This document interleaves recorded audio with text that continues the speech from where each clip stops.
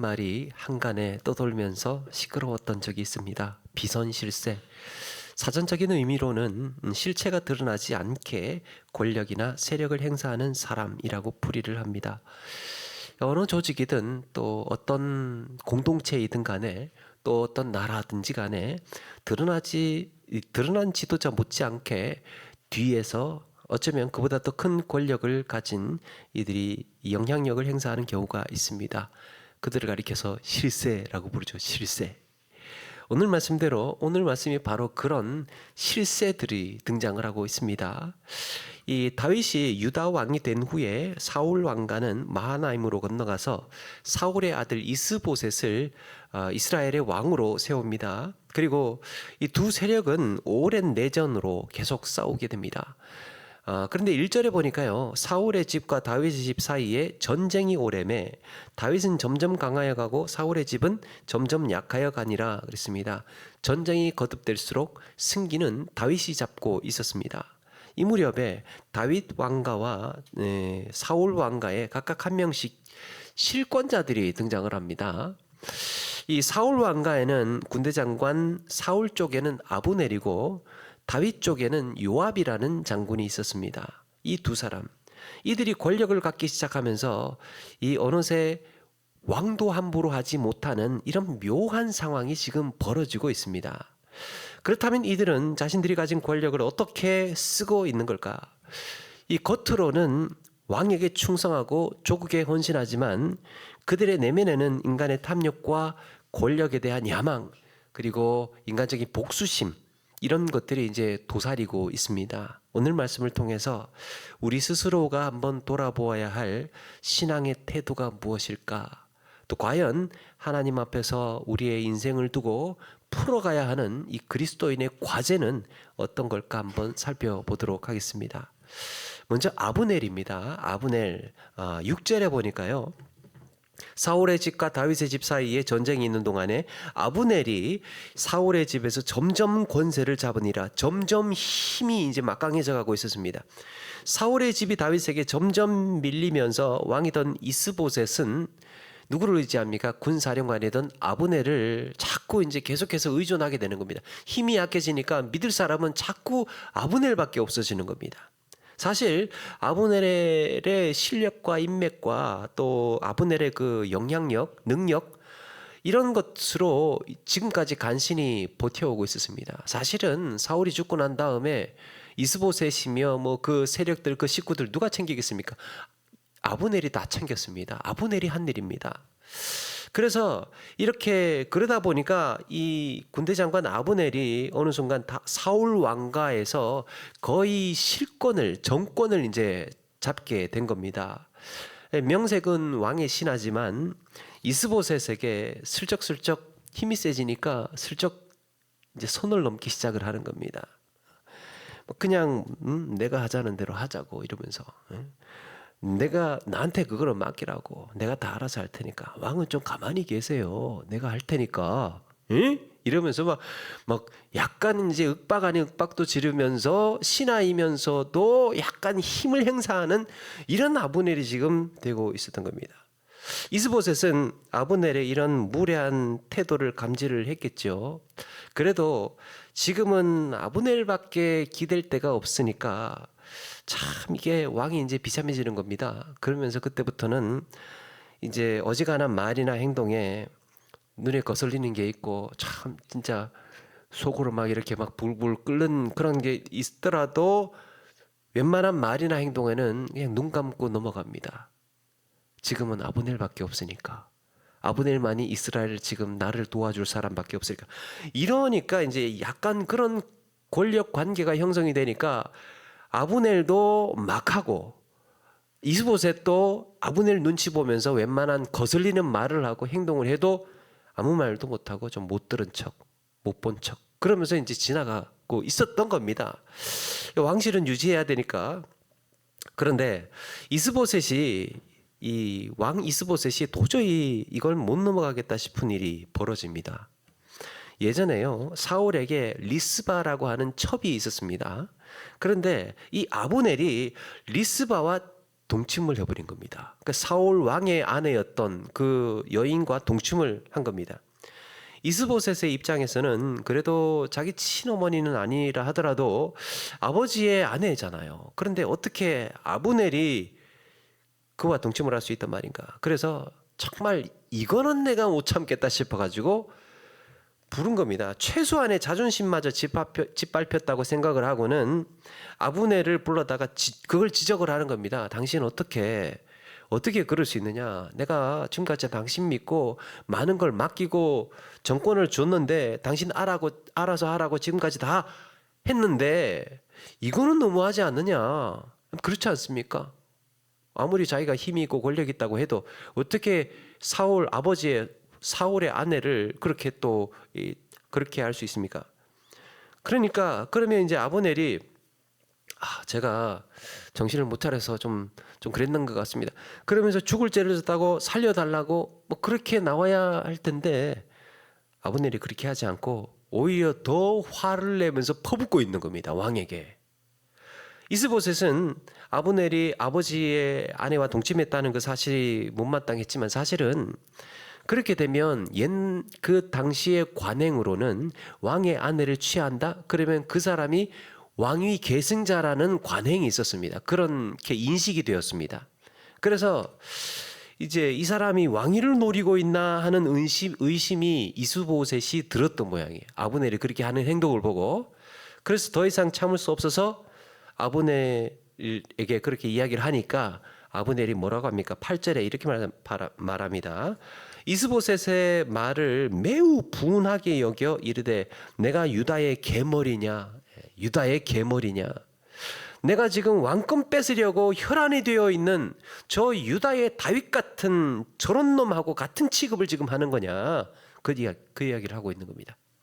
아브넬이 나는 그래도 된다는 식으로 이렇게 지금 뻔뻔하게 나오는 이유가 뭡니까? 나는 그래도 된다. 지금 이 나라에서 내가 뭘 하든지 마음대로 해도 된다. 그 이유가 지금까지 사울 왕가를 내가 다 지켜오지 않았느냐. 내 힘이지 않느냐. 내가 그래서 은혜를 베푼 거였고, 성경식은 그 표현입니다. 은혜를 베풀었고 당신을 다윗에게 넘겨주지 않았는데 내가 당신을 다윗에게 내가 넘겨주지 않은 건데 지금 나한테 고맙다고 하지 않고 지금까지 그렇게 해왔는데 그런 걸 갖고 따지느냐고. 아니 내가 이 정도도 못해? 이런 겁니다. 그나마 사울 왕가가 끊어지지 않고 여기까지 올 수 있었던 것은 자신의 충성과 헌신 때문이라는 겁니다. 사실 아브넬은 왕이 되고 싶다기보다는 전세가 자꾸 기울어지니까 이 뭔가가 이렇게 좀 비상한 생각이 필요했던 것 같습니다. 그래서 이 뭔가 건수를 하나 만들어 가지고 이스보셋하고 좀 거리를 둬야 되겠다, 멀어져야 되겠다. 그래서 이 언제부턴가 자꾸 다윗에게 밀리니까 이스보셋을 떠날 채비를 하고 있었던 겁니다. 약간 삐끗하면 돌아서야지. 여기서 이스보셋은 오늘 말씀 11절에 보니까 아브넬이 두려워서 감히 아무 말도 못했다고 그럽니다. 오히려 왜 당신 우리 아버지의 아내를 그렇게 동침했느냐라고 물으니까 오히려 더 화를 내니까 왕이 그 신하에게 아무 말도 못했다는 거예요. 겁나서 무서워서. 아브넬은 지난 수십 년간 사울 곁을 지킬 때부터 산전수전 다 겪은 노련한 정치가입니다. 아브넬이 굉장히 대단한 사람입니다. 굉장히 실력 있고 능력 있는 사람입니다. 자신이 지금 그러면서도 노련해졌는데 내가 지금 어디에 붙어야 되고 어떤 판단을 해야 되는지 정확하게 계산기를 두드리고 있었던 사람이에요. 어쨌든 이제 아브넬도 왕에게 노골적으로 화를 내버렸습니다. 다시 주워 담을 수 없게 되었습니다. 왕과 신하의 경계가 무너진 겁니다. 신하가 왕에게 화 버럭 내면서 그걸 나한테 지금 죄 묻는 거냐고 이렇게 하면 끝난 거 아닙니까? 둘의 관계가. 그리고 어지간하면 눈 감고 못 들은 척하고 못 본 척하고 왕도 좀 그런 관계면 못 들은 척하고 못 본 척하고 그렇게 지나가고 꾹꾹 참고 원래 지나가야 되는데 이건 못 참겠다 그래가지고 당신 죄 지었어. 어떻게 왕의 아버지의 아내를 그렇게 동침할 수 있어? 라고 까발리는 순간 그 사람은 죄인이 돼버리는 거잖아요. 그러니까 관계를 회복할 수 있는 거리가 이제 없어진 겁니다. 평소에는 어지간히 그냥 선 살짝 넘고 막 자극을 하고 화나기도 하고 그래도 못 들은 척하고 못 본 척하고 그냥 묵묵히 지나갔던 왕이 이렇게 해버리니까 다 깨져버린 겁니다. 그래서 어떻게 합니까? 아브넬이 다윗에게 전령을 보냅니다. 내가 당신 도와줄 테니까 이스라엘을 당신에게로 돌아가게 하겠다. 이스라엘을 당신에게로 드리겠습니다. 아브넬이 다윗에게 나라를 넘기겠다고 이야기를 합니다. 명분이 뭡니까? 이 땅이 누구의 것입니까? 하나님께서 사울을 버리고 당신을 왕으로 택하시지 않았습니까? 그게 명분이었습니다. 이 아브넬이 그걸 다 알고 있었습니다. 하나님께서 다윗에게 나라를 넘기신다는 약속까지 이걸 다 알고 있었습니다. 이렇게 보면 아브넬이 좀 이제야 정신을 차리는구나. 그러면 그렇지. 이제 정신 차리고 마음을 바로잡고 다윗에게 이제 제대로 나라를 바치는구나. 이렇게 생각할 수 있는데요. 그런데 그의 계산, 그의 속내가 어떤 겁니까? 이대로 가다가는 다윗이 점점 강하여질 것이고 우리는 질 것이기 뻔하기 때문에 나중에 가서 완전히 다 패배하고 나서 궁지에 몰렸을 때는 뭡니까? 협상의 여지가 없어지죠. 다 빼앗기고 난 다음에는 이거 거래할 게 없어지는 겁니다. 그야말로 사울 왕가를 팔 수 있는 마지막 기회였던 겁니다. 지금 안 팔면 나중에는 정말 아무것도 없어진다. 괜히 버티고 있다가 나중에 다윗과 흥정의 여지마저 없어지면 그때는 정말 나는 아무것도 얻을 수 있는 게 없다. 그래서 지금이라도 다윗에게 자기의 신변 보장을 받고 그리고 뭐 좀 잘하면 한 자리 좀 얻을 수 있지 않겠나 이런 계산을 하고 있었던 겁니다. 그래도 되는 이유가 뭐라고요? 내가 이 나라를 지켜왔고 내가 아니면 벌써 다윗에게 이 사람들 다 넘어갔을 것이기 때문에 아브넬은 다윗에게 나라를 넘기는 것도 자기의 권한이라고 생각을 했습니다. 내가 지키고 내가 지금 붙들고 있는 거기 때문에 놓는 것도 나의 권한이라고 생각을 하고 있었던 겁니다. 쥐락펴락하고 있었던 거죠. 소식을 들은 다윗은 흔쾌히 화답을 합니다. 다윗 역시 즐거운 소식이죠. 정말 끈질기게 지긋지긋하게 끝나지 않던 이 전쟁이 아니 저쪽에 큰 유명 인사가 영향력 있는 최고 실권자가 손잡읍시다. 그러니까 이거 마다할 이유가 뭐가 있겠습니까? 당신에게 나라를 바치겠습니까? 그러면 뭐 아브넬 최고 대우 해주는 거죠. 넘어오기만 한다면. 그렇게 다윗은 아브넬을 불러들이고 잔치를 벌입니다. 잔치를 벌이면서 앞으로 잘해보자. 당신이 내게 와줘서 너무 고맙다. 내가 뭘 도와할 게 있느냐. 이러면서 막 흥겹게 즐기면서 그렇게 잘 있다가 아브넬이 이제 돌아갑니다. 근데 돌아가자마자 다윗 왕가에는 누가 있었다고요? 요압이라는 장군이 있었습니다. 아브넬이 다윗을 만나고 간 다음에 요압이 전쟁에서 이기고 전리품을 챙기고 돌아옵니다. 나가자마자 이렇게 돌아왔던 것 같아요. 이때 요압의 측근으로 보이는 누군가가 요압에게 이런 얘기를 합니다. 조금 전에 아브넬이 왔다가 막 다윗하고 뭔가 이야기를 나누더니 재밌게 막 화호하면서 잔치도 벌여가지고 실컷 놀다 갔는데요. 그런 이야기를 하는 거예요. 깜짝 놀랍니다.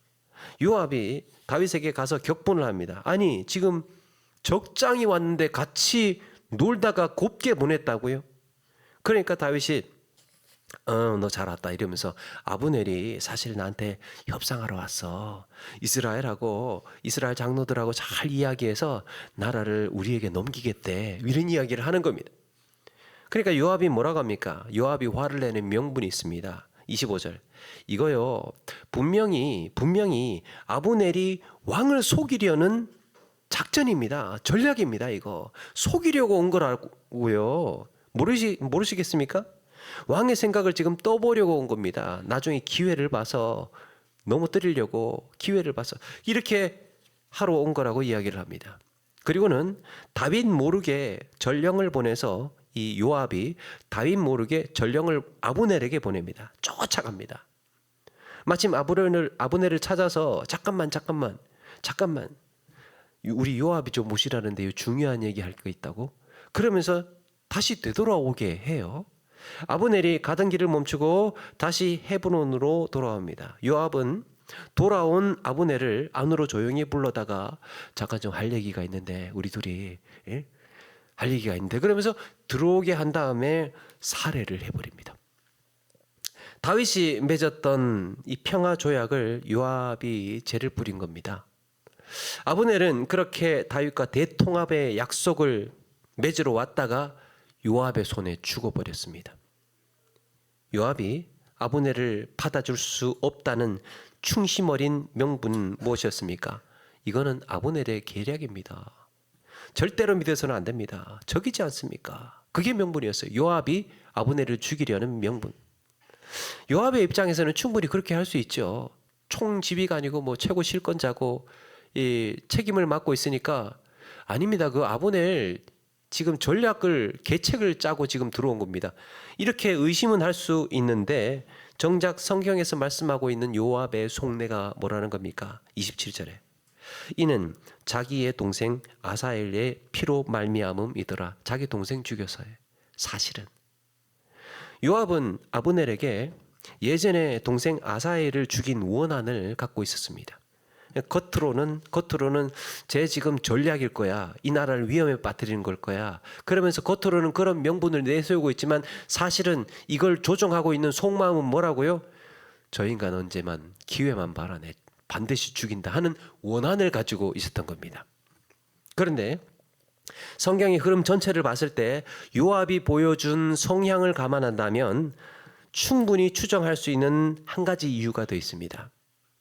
만약에 이렇게 이스라엘 집안하고 사울 집안하고 다윗 집안이 서로 화해를 하고 이 다윗을 중심으로 해서 이스라엘을 한 나라로 왕으로 이렇게 하게 되면 무슨 일이 벌어지겠습니까? 권력 구도에 심각한 경쟁자가 생기는 겁니다. 요압의 입장에서 봤을 때는 지금 가만히 있으면 다윗 다음에 내가 2인자인데 나라를 합치게 되면 지금 아브넬을 지금 받아줘야 되잖아요. 아브넬이 사실은 정통 이스라엘의 군대 장관이니까 만약에 나라를 합치게 되면 지금 요압이 밀리게 생긴 겁니다. 다윗 밑에서 군권을 잡고 있던 그가 지금 총사령관 아브넬 때문에 영향력을 행사하는 그 때문에 자기가 밀려나게 생겼습니다. 그래서 나중에 가서 다윗이 충분히 이렇게 요구할 수 있습니다. 요압에게 당신 이번에는 한번 양보하자. 대통합을 위해서, 나라를 위해서. 그러면서 아브넬을 더 높은 자리에 앉힐 가능성이 컸다는 겁니다. 아니, 내가 지금 2인자인데 그리고 이대로라면 내가 다 이기게 생겼는데 뭐 화해를 하고 아브넬에게 자리를 양보한다는 것은 있을 수가 없는 일이었습니다. 더구나 자기 동생 죽인 원수한테 내가 고개를 숙이라고? 이거 말도 안 되는 거죠. 그래서 요압이 아예 싹을 잘라버린 겁니다. 요압이 아브넬을 죽였다는 사실을 뒤늦게 알게 된 다윗이 분노합니다. 정말이지 오랫동안 같은 민족끼리 죽이고 죽는 이런 소모전을 이제 끝내나 싶었는데 요압이 모든 걸 다 망쳐놨네요. 다윗은 아브넬의 죽음을 애도하고 요압에 대해서는 온갖 저주를 퍼부으면서도 정작 요압에 대해서 처벌하지 못합니다. 왜 그렇다고요? 오늘 읽은 말씀 39절에 이렇게 말씀합니다. 내가 기름 부음을 받은 왕이 되었으나 오늘 약하여서 스루야의 아들인 이 사람들을 제어하기가 너무 어려우니 여호와는 악행한 자에게 그 악한 대로 갚으실지로다. 마음 같아서는 당장이라도 처벌해버리고 싶었는데 사실은 내가 아무리 기름 부음 받은 왕이라 하더라도 요압만큼은 내가 지금 통제할 수 없다. 그 얘기를 하고 있는 겁니다. 그래서 여호와께서 이 악행을 갚으시기를 원합니다. 그러고 있습니다. 요압이 비록 다윗의 신하이기는 했어도 다윗 왕가에서 요압의 권력은요 왕이던 다윗조차도 통제할 수 없는 사람이었습니다. 요압을 함부로 하지 못했습니다. 왜? 다 요압의 이 수하에 있는 사람들이기 때문에 요압의 말로 움직이던 이 세력이었기 때문에 그렇습니다. 다 친척이고 가족이고 동생이고 아들이고 이렇게 사울 왕가에는 아브넬이, 그리고 다윗 왕가에는 요압이 왕을 넘어서는 권력을 휘두르고 있습니다. 그들이 이렇게 위계 질서를 무너뜨리기까지 왕에게 정면으로 큰 소리를 칠 수 있었던 이유가 뭘까요? 그동안 왕을 보필하면서 이들은 많은 성과를 일구어 왔습니다. 처음에는 정말 한날 한시에 같이 죽자, 살아도 같이 살자, 이런 결의로 생활을 하고 막 정말 순수하게 우리 한번 뭔가 일을 해보자, 나라를 세워보자, 그런 식으로 시작하지 않았겠습니까? 그런데 하루하루 성과를 내고 이게 자기 이력으로 잡히는 겁니다. 쌓여가는 겁니다. 성공하는 이력이 잡혀가고 때로는 왕의 목숨도 구해주고요. 같이 싸우다 보면 대신 뒤에서 막 날아오는 것, 활이며 칼이며 이런 것들 막아주지 않았겠습니까? 그러니까 왕의 목숨도 구해줬을 것이고 막 정말 어려운 문제들 대신해서 자기가 몸을 던져가면서 그렇게 해결도 했을 겁니다. 나름대로 공로가 있고 왕에 대한, 나라에 대한 충성과 헌신이 충분히 있는 사람들입니다. 아브넬이나 요압이나 이런 사람들이요. 함께 다니면서 요압이 다윗과 함께 도망 다니면서 얼마나 고생을 했겠습니까? 다윗 때문에. 그런데 어느 순간 이런 성공 사례와 성과와 업적과 자기가 쌓아온 이런 일들이 이제는 어느 순간 인정받기 시작을 하고 사람들이 알아주기 시작을 하고 이게 이제 힘으로 바꾸어지기 시작을 하면서 힘이 되기 시작을 하면서 영향력을 행사할 수 있는 순간이 되기 시작을 하면서 약간씩 돌변하기 시작을 합니다. 지분을 요구하기 시작을 하는 거예요. 지분을 요구한다는 게 뭡니까? 나는 그래도 돼. 여기서는. 내가 지금 이 바닥에서는, 내가 이 공동체 안에서는 이 정도는 내 몫이야. 내 마음대로 할 수 있는 거야.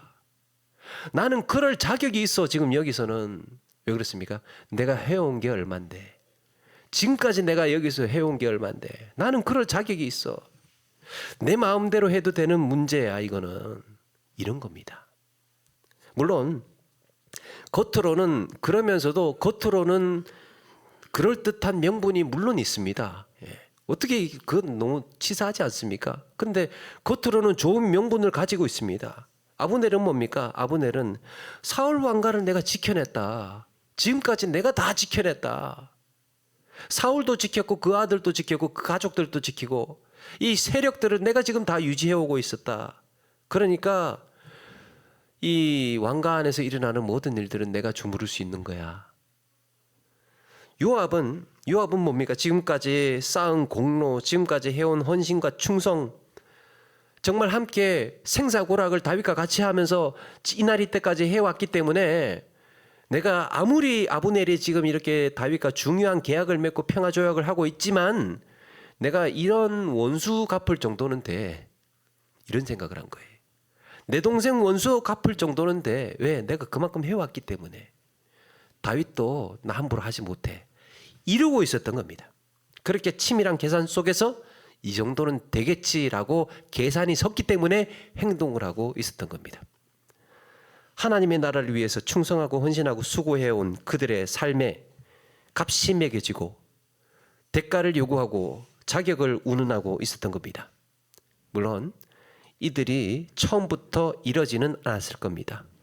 나름대로 처음에는 사명감을 갖고 뚜렷하고 순수한 목적을 위해서 왕과 함께 목숨 걸고 싸웠을 겁니다. 그런데 시간이 지나고 누군가에게 인정받기 시작을 하고 내 성공과 수고의 이력이 쌓여가고 내가 얼마나 무엇을 얼마나 해놓았는지를 사람들이 알아주기 시작을 하고 비로소 그러므로 인해서 힘을 얻었다고 생각하던 어느 날 내 안에 잠자고 있던 권력에 대한 야망, 부에 대한 욕심, 휘두르고 싶은 충동이 생기기 시작을 하는 겁니다. 물론 아브넬이나 요압 같은 유능한 사람들이 그동안 해온 업적이며 성과며 공로들은요 무시할 수 없는 겁니다. 그만큼 해온 것에 대해서는 정말 귀하고 무게 있고 값진 것들입니다. 그들이 그만큼 해줬기 때문에 이스보셋이나 다윗도 함부로 할 수 없는 위치까지 된 거예요. 그런데 그렇게 잘 해왔던 그들의 아름다운 충성과 헌신과 섬김과 수고의 삶이 이 땅에서의 자격으로, 이 땅에서의 권력으로, 명예로, 인정으로 바뀐다면, 대가를 정산하게 된다면 어떻게 될까요? 자기가 그렇게 숭고하고 순수한 마음으로 충성하고 믿음으로 헌신하고 하나님 나라를 세우기 위해서 그렇게 해온 이 모든 것들을 나 이걸로 바꿔줘, 명예로 바꿔줘, 나 이거 원수 갚는 데 쓸래, 나 이거 한 자리 차지하게 쓸래, 이렇게 바꾸어 버린다면 어떻게 될까요? 성경에서는 이렇게 말씀합니다. 그들은 자기 상을 이미 받았느니라. 이 땅에서 자기 상을 이미 받았느니라. 그들의 업적과 성과와 공로를 이 땅에서 권력 행사로, 부귀 영화로, 원수 갚는 수단으로 내 마음대로 써먹어 버린 셈이 되는 겁니다. 그러면 이 땅에서 이미 받은 거래요, 그게. 마태복음 6장 2절에 구제할 때에 외식하는 자가 사람에게서 영광을 받으려고 회당과 거리에서 하는 것 같이 너희 앞에 나팔 불지 말라. 진실로 너희에게 이르노니 그들은 자기 상을 이미 받았느니라 그랬습니다. 누군가를 도와주어야 한다면, 누군가를 정말 도와주어야 한다면 사람 보내는 데서 하지 말아요. 오히려 사람 보는 데서 하지 말랍니다. 은밀하게. 더욱이 내가 했다고 나팔 불지 말랍니다. 난 누구들 도와주는 사람이야, 누군가에게 도움이 되는 사람, 이런 거 보여주지 말래요. 그렇게 되면 어떻게 된다는 겁니까? 사람들이 찬사를 보낼 거 아닙니까? 사람들이 박수를 칠 거 아닙니까? 야, 저 사람 정말 착한 사람이야, 정말 도우는 사람이야. 그러다 보면 이런 공로에 대한 덕이 쌓이고 대가가 따를 것이고, 이런저런 크고 작은 존중이 따를 것이고, 우대해 줄 것이고, 그렇게 사람들이 인정하고 명예를 얻지 않겠습니까? 그런데 우리 주님께서 이런 일에 대해서 내 지분을 요구하거나, 나 이렇게 칭찬받으면서 살래, 나 이렇게 사람들의 존중받으면서 살래, 인정받으면서 살래, 그렇게 됨으로써 그렇게 대가를 받지 말라는 겁니다. 그렇게 되면 이미 자기 상을 받았느니라.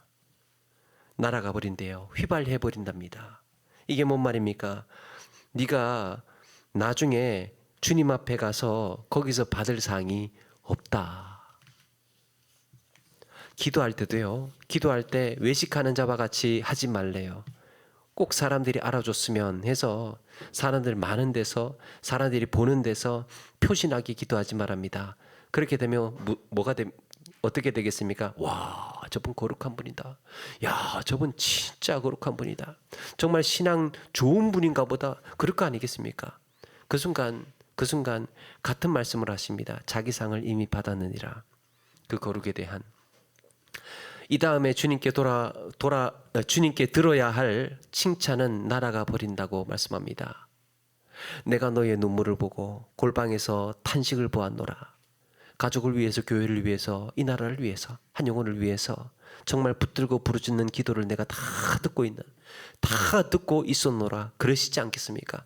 그런데 그러고 나면 사람들한테 추앙받고 칭찬받고 박수받고, 그러고 나면 나중에 주님께서 아무 말씀도 안 하신다는 겁니다. 이미 받았기 때문에. 금식도 마찬가지입니다. 머리에 기름을 바르고, 머리기름 바르고, 얼굴을 씻으라, 혹이라도 금식하네 하면서 얼굴 부스스하게 다닌다든지 금식한다고 티내지 마라. 만약에 그렇게 한다면 사람들이 알아보고, 야, 저분 헌신과 수고 이런 것들 눈치채는 순간 자기 상을 이미 받았느니라. 그리고 이어지는 말씀 이렇게 이어집니다. 네 보물을 땅에 쌓아두지 말고 하늘에 쌓아두라 그랬습니다. 그러면서 네 보물이 있는 곳에 네 마음이 있느니라 라고 말씀합니다. 땅에서 성과를 인정받고, 땅에서 성공과 업적과 자기가 해놓은 이 모든 것들을 이 땅에서 내가 이만큼 했으니까, 내가 지금 이만큼 해왔으니까 나는 이럴 자격이 돼. 이렇게 하게 되면 그 사람은 뭐라고요? 땅에 관심이 있는 사람, 이 생에서의 관심이 있는 사람이라는, 거기에 마음을 두고 사는 사람이래요. 그러려고 충성하고 그러려고 헌신했던 사람인 겁니다. 여기서 여러분 우리가 주목해야 할 두 가지 표현이 있습니다. 하나는 자기 상을 이미 받았느니라. 또 하나는 그들이 외식하는 자라는 사실입니다. 외식. 예수님께서 말씀하신 외식이라는 단어가요. 외식하는 자라는 단어가 휘포크리테스인데 원래는 영국 배우입니다. 외식하는 자가 영국 배우예요. 마치 연기를 하듯이 겉으로는 선하게, 겉으로는 그럴듯한, 겉으로는 해야 할 명분, 마땅한 명분을 말하지만 그런데 한편으로는 사람들의 찬사와 인정과 부와 명예를 기다리고 있는 위선이라는 겁니다. 외식하는 자. 이렇게 이와 함께 생각해 볼 단어가 야고보서 1장 8절에 이런 말씀이 있습니다. 두 마음을 품어서 사람이 두 마음 품을 수 있습니다.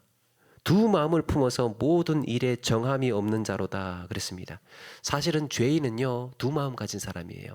우리 모두는 사실은 완전 무결하게 딱 한 가지의 마음만 가지고 있지를 못합니다. 원래는 하나님께서 하나님과의 관계만 맺고 하나님과 친밀한 관계 속에서 한 마음 가지면서 살아야 했는데 사탄이 찾아와서 뭘 합니까? 그러지 않고 이 유혹을 하잖아요. 그래서 그 유혹에 넘어간 순간 인간은 고민을 하기 시작합니다. 이렇게 해야 할까? 저렇게 해야 할까? 그러니까 그 마음이 자꾸 싸우는 거예요. 그 이후로. 그게 원죄입니다. 하나님을 향하는 마음과 아울러서 세상을 향하는, 세속을 향하는, 또 죄악을 향하는 그 마음이 두 가지가 갈등하는 것. 그게 두 마음이에요. 그러니까 인간에게 두 마음이 존재하고 있다 보니까 깨끗하지가 않은 겁니다. 정함이 없느니라 그랬습니다. 두 마음 품었기 때문에 모든 일이 깨끗하지 않은 겁니다. 이때 두 마음 품은이라는 말이 이 디푸시코스라는 말이에요. 디는 둘이라는 말이고 푸시코스는 푸시케 영혼. 디푸시코스 말 그러니까 두 영혼. 이걸 두 마음을 가진 자라는 뜻입니다. 겉으로는 좋은 명분, 좋은 선한 뜻을 말하지만 사실 그 뒤에는 뭐가 조종을 하고 있습니까? 내 욕심이, 야망이, 내 분노가, 죄악된 생각이 조종하고 있는 겁니다. 좋은 생각을 미끼로 삼아서 좋은 명분을 내세워서 뒤에서는 조종을 하고 있는, 이렇게 되면 내 욕심이 채워지고 내 야망이, 내 분노가 해결이 되겠지. 그러니까 겉으로는 막 잔잔한 물로 아주 그냥 아름답게 잘 흘러가고 있습니다. 그런데 속은 치열하게 싸우고 있는 거죠. 야망으로, 욕심으로, 분노로, 죄악된 생각들이 그렇게 조종을 하고 세상이 그렇게 흘러가고 있잖아요. 교만이나 탐욕이 도사리고 있습니다. 우리가 하나님을 믿어도 한편으로는 땅의 것에 영향을 받습니다. 하나님을 믿어도 여전히 돈이, 명예가, 권력이, 욕심이, 세상의 가치들이 동시에 붙잡고 살아가고 있지요. 사탄이 우리에게 속삭이는 게 뭡니까? 요걸 알아야 됩니다. 사탄이 우리에게 속삭이는 게 하나님 나라에 헌신하고 충성하고 업적을 쌓고 성과를 이루었고 정말 공로가 많고 수고했고 그런 거 다 알겠는데 사탄이 우리에게 유혹하는 거는 그거 바꿔서 이 땅에서 보상받으면서 살아. 그거 바꿔서 이 땅에서 보상받으면서 살아. 바꾸라는 겁니다. 내가 받게 될 하나님 나라의 상급을 땅의 보화로 바꾸어서 이 땅에서 누리면서 존경받고 칭찬 듣고 때로는 가능하다면 호의호식도 하고 부귀영화 누리면서 권력도 잡으면서 살으라고 유혹해 오는 게 사탄의 작전이에요. 그래서 우리는 늘 하나님을 향한 순결한 헌신과 그것을 땅의 보화로 바꾸어서 살고 싶은 마음과 갈등을 합니다. 예전에 교회에서 그 제자훈련이라고 한창 막 교회에서 붐이 일어나고 있을 때가 있었습니다.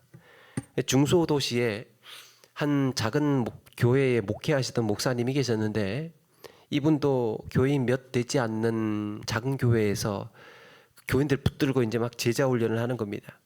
근데 마음처럼 쉽습니까? 어디? 모으는 것도 쉽지 않지만 그걸 또 이끌면서 계속해서 제자 훈련해 나가는 그것도 쉽지가 않습니다.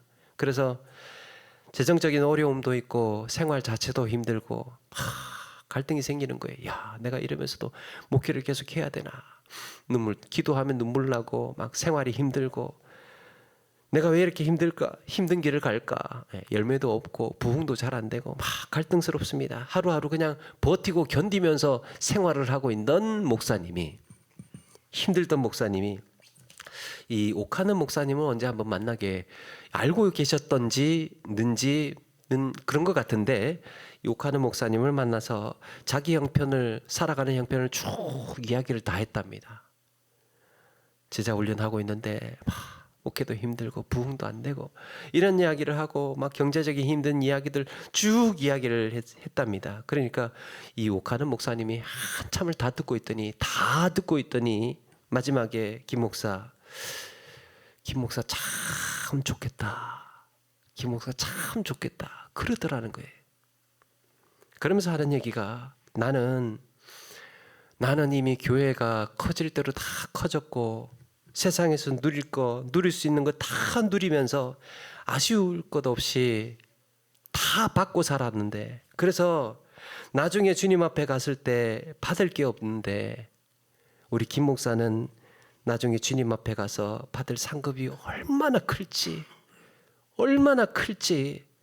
우리 김 목사 참 좋겠다 그러더라는 겁니다. 그게 그 이야기를 들으면서 자기가 얼마나 위로가 되었는지 눈물 글썽글썽 하면서 이야기를 하는 것을 봤습니다. 여러분, 우리는 무익한 종의 마음을 가져야 할 필요가 있습니다. 종으로서 일하고 나서 내 공로를 인정받고 내 권리를 찾을 것이 아니라 무익한 종의 태도가 뭡니까? 마땅히 해야 할 일을 한 거라는 겁니다.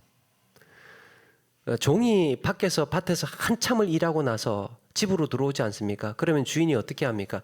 아이고 우리 종님 수고하셨네 그러면서 막 씻을 물도 주고 밥도 챙겨주고 그렇게 합니까? 그렇게 하지 않죠. 종이 밖에서 하루 종일 일하고 집으로 들어오면 주인은 뭐라고 하느냐? 야, 빨리 들어와서 밥상 차리고 청소하고 빨리 그렇게 해야지. 그렇게 한다는 거, 그게 당연한 일이라는 겁니다. 그래서 마땅히 해야 할 일을 하라는 겁니다. 그렇지 않겠느냐? 예수님께서 그렇게 물으시는 거예요. 너희들 종 그렇게 부르지 않느냐? 너희들도 그런 마음으로 마땅히 해야 할 일을 하는 무익한 종의 마음을 가지라고 가르쳐 주셨습니다. 우리 신앙생활의 삶에 있어서 이런 마땅히 해야 할 일, 이 땅에서의 주의 일을 위한 수고와 헌신은 내가 이 땅에 살면서요, 내가 막 주의 일을 위해서 업적도 있고 성과도 있고 또 성공 경험도 있고 하나님의 일을 위해서 내가 많은 일을 해놨잖아요. 그거는 내가 계산할 게 아니에요. 내가 헤아리고 있을 게 아닙니다. 하나님 나라에서 하늘의 하나님께서 다 보고 기억하실 일입니다. 우리가 살면서 가정에서, 직장에서, 사업에서 땀 흘리고 수고한 정당한 대가는 우리에게 주어지는 몫이지만 그거 우리 거잖아요. 그런데 주와 복음을 위해서, 하나님의 나라를 위해서 충성하고 헌신하는 일에는 하늘의 상금이 있는 줄로 믿습니다. 하늘의 상급이 있는 줄로 믿습니다. 그래서 이 땅에 살면서 정산하지 말고 그거 거의 귀약 감추어 뒀다가 거의 귀하게 간직했다가 네가 흘렸던 눈물과 기도와 충성과 헌신과 교회를 향한 그런 헌신과 수고 이런 거의 간직해뒀다가 가지고 있다가 나중에 하늘에서 상급으로 받아라 말씀하고 있습니다. 여러분, 우리가 이런 살면서 무익한 종의 마음을 가지고 이거 마땅히 해야 할 일이었다라는 이런 마음으로 신실한 그리스도인으로 살아가시는 저와 여러분의 삶이 되기를 주의 이름으로 축원합니다.